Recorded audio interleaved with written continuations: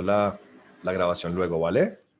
Perfecto, me parece muy bien. Yo aquí ya estoy, ya había Tomás, ya había Sergio y ya te estoy viendo a ti. Hola a todos.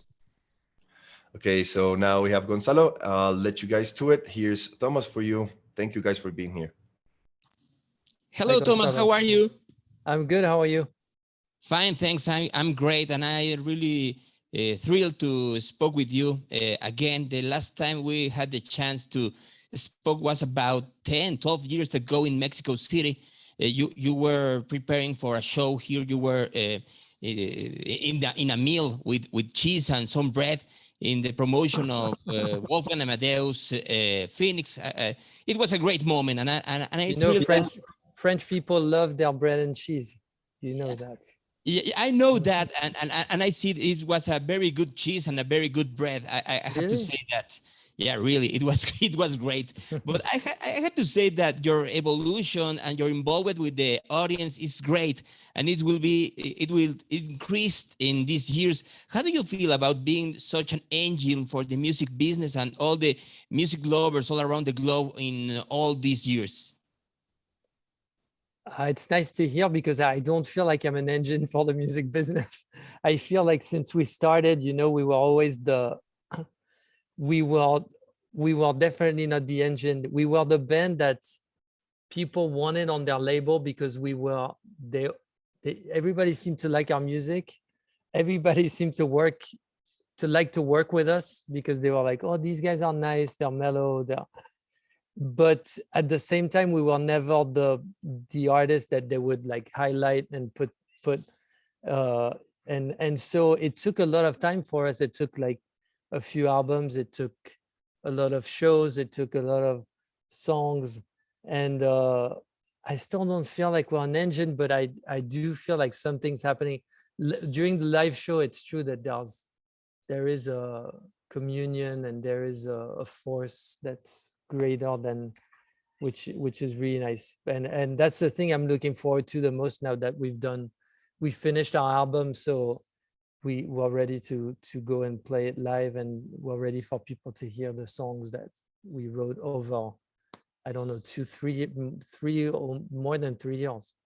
I have to say that you are very humble, because I remember, for example, your presentation at Coachella in 2013, or your presentation here in Mexico in the subsequent years, and you are always a success. But you are always a success because you are very nice, you're very humble, but you also have a great music proposal. After the pandemic, it was easy to get in the path of making new music and to connect with the public. I think it's hard to understand what happened creatively, but I think at the beginning we were stuck. The beginning it didn't feel like we wanted to. We had all good intentions. We thought like, okay, we're gonna make the best out of this and focus on making music. But the reality for our band is that we write everything, the four together, and we were separated. And it's the first time that we are friends from school. We were always together. I guess maybe 2-3 weeks is the maximum we haven't seen each other, and all of a sudden we had to like not see each other for like 9 months, which creatively is a problem because we can't really write stuff on our own. It's not that I think maybe we could, but we don't find it interesting. It's the collaboration that it's that glue that makes it interesting for us to make music. So the beginning was hard, and then I think it became really easy once we realized that there was an end to this, that you could see the end of the tunnel. And then all of a sudden everything was aligned, and everyone was all the anxiety and isolation and everything we've experienced during the first part became material to make music. And I think it's the case of a lot of albums that are coming out, the last recently and maybe in the near future, that they're all sort of pandemic records that have an extra layer of something that you can tell that everyone went through this and they're all digesting it differently, but there is a little bit more of depth. I'm thinking when I'm listening to you that first is all the wariness, because you can see your pals, your partners, but also because you are thinking about your fans and about the world. But when you have certainties, when you have some clearance of the future, it's more easy to create. Tell me about the first song that you created, that you composed with your pals. Well, Alpha Zulu was one of the first. I don't really remember. I remember like the first batch, you know, like the first 2-3 weeks where we just recorded everything we were making, and then we listened back and we kept a lot of these first few ideas. I remember Alpha Zulu came quickly because it was, we liked those words, we liked the melodies, we liked the chords that were going in it, and it came because I was on a bad flight maybe a year before we wrote the song, and I remember the pilot saying for Alpha Zulu, which was the name of the flight, and we thought like we were going down, and that struck with me, and so after that it came back in the studio. There's often things like that come back that you're not really aware of where they come from, but Alpha Zulu was really easy to identify, and my friends thought that it was, you know, to them it was vague, but they like everything about it, and so that was one of the first thing we started messing around with. And yeah, all I remember is the first 3 weeks, month was really intense, because we waited you know, so much time to make music, so finally we were there, so we were like, you know, lions in a cage. We were going crazy. We're like, okay, then we need to record every single thing right now. The time is super intense. Let's do, because we don't know if there's a second wave coming, if I have to leave. And like, so we were just staying later than usual in the studio, and really, yeah, it felt like it was intense for the right reasons. So the flight was named Alpha Zulu. In all the pilots and all the planes languages, like A and C, Alpha and Omega. So it's quite like symbolic of the name of the flight, but also of the song. Yeah, I like. Also, you know, we've always liked, when we write songs, to create our own, even though we are French, we create our own, we use English, but we feel like we're creating our own language. A little bit like there's a few mistakes we would do with the English language, but now we keep them because we feel like they're kind of unique, and I like this idea of speaking in tongues, creating your own language. And A to Z, Alpha Zulu, is also this idea that it's its own language and it's its own. So yeah, the more we could embrace our strangeness, we would do that. We would go in that direction. Or going universal. I think that one of the characteristics of the Phoenix music, it's very catchable, that all people all over the world can arrange it like its songs. Like I hear one of your songs and it's like mine for the first moment that I hear it. I'm glad that's nice. I'm glad that that's the case. But yeah, some sort of, I don't know if it's very cryptic for people or if it's some sort of Esperanto, you know, that it appeals to everyone. But to us, we don't really have a choice. When we make it, well, just like that's how we make it, and we don't really ask ourselves these questions. So the tone of the new record will be like this, like catchy and with this kind of movement of let's begin again and see how it's go with the flow. I think it's similar to United in this, yeah, a little bit, because it's every song goes in different directions. Every song is an experience, whether it's to surprise ourselves. It's to surprise like when I write, I try to surprise myself, but I even more, I try to surprise the other three. And I think they're doing the same.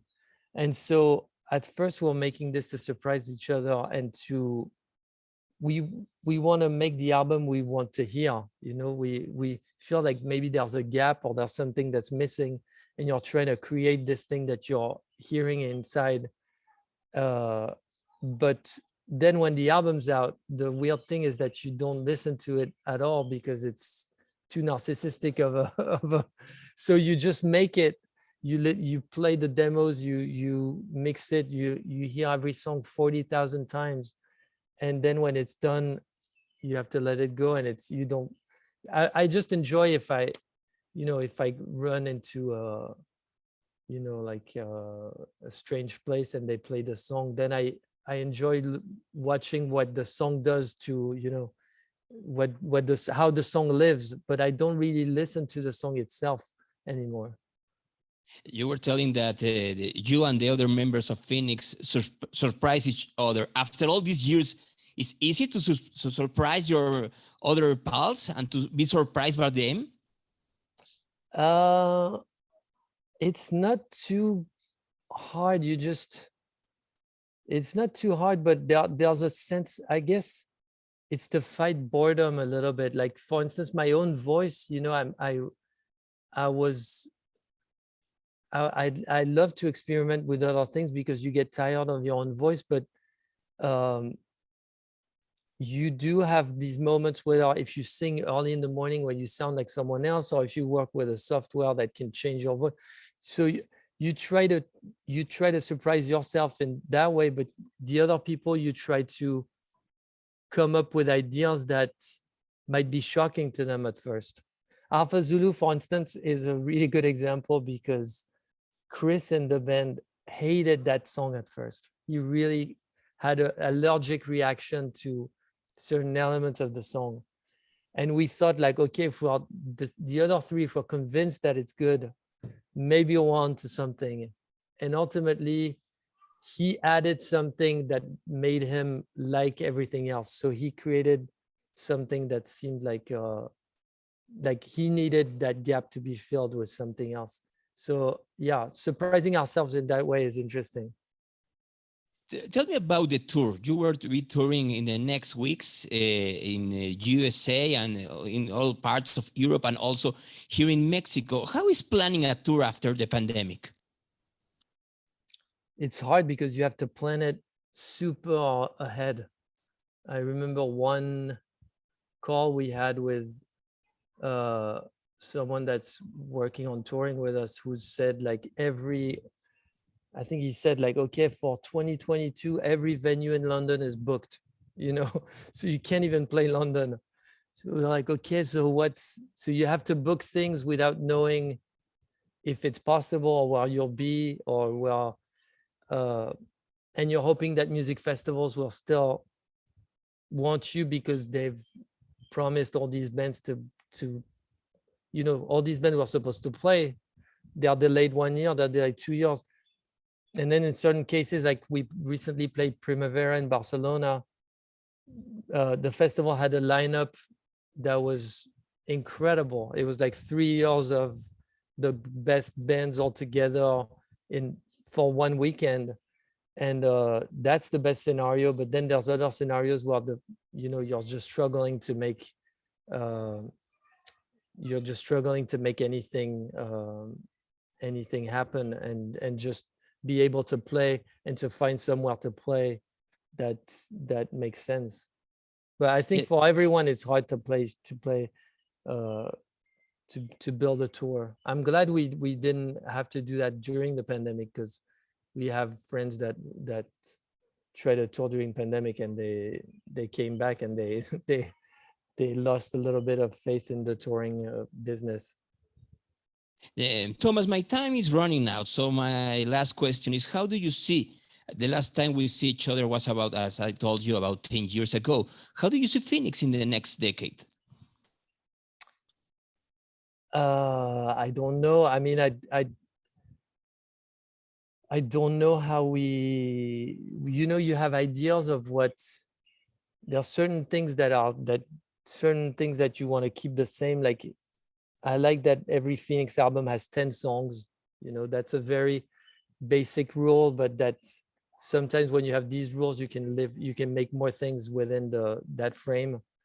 I like on principle, I like 10 albums, sounds good to me, because I love classical music, and there's something with 10 symphonies that, you know, usually the 10th one is a little bit cursed. There's the bad things that happen during the 10th, but I like that sort of frame. But the reality is, yeah, you don't know what happens when you create those things, and when you don't know where it takes you. The only thing I enjoy the most is the taking risks with the band. You know, that whenever you're rushed with time, or that there's things that feels a little bit like suicidal, just like going into something you think it's a terrible idea, then somehow the four of us, that force is like making it happen. We're like, okay, it worked out. That's so putting yourself a bit in a dangerous position is interesting. So we try to, yeah, and not, you know, the nice thing is when there's so many places to play, like we're playing venues that we've never played before in this tour, cities or even like countries we never played with, which it's great to go there and have like 7 albums, and people haven't listened to you, and they hear like 7 albums that are very intense, and so that's a nice feeling too. And the people are waiting for you right there and all over the world again. Thomas, it was a pleasure to have this time with you today. And I hope to share again with you some bread and some cheese when you are coming to Mexico in the next months. Okay, I want to eat local though. It's rare that we are not we never bring, I guess sometimes people want to, they're like, oh, they're French, they would like some wine and some cheese and some, but the reality is we are usually not we'll try to, we won't go eat in a French restaurant when we are not in France, because there's too much to discover. I can understand that, and I think that you will like more a Mexican food restaurant here in Mexico. Well, Thomas, again, it was a pleasure, and thank you very much. Thank you. Goodbye.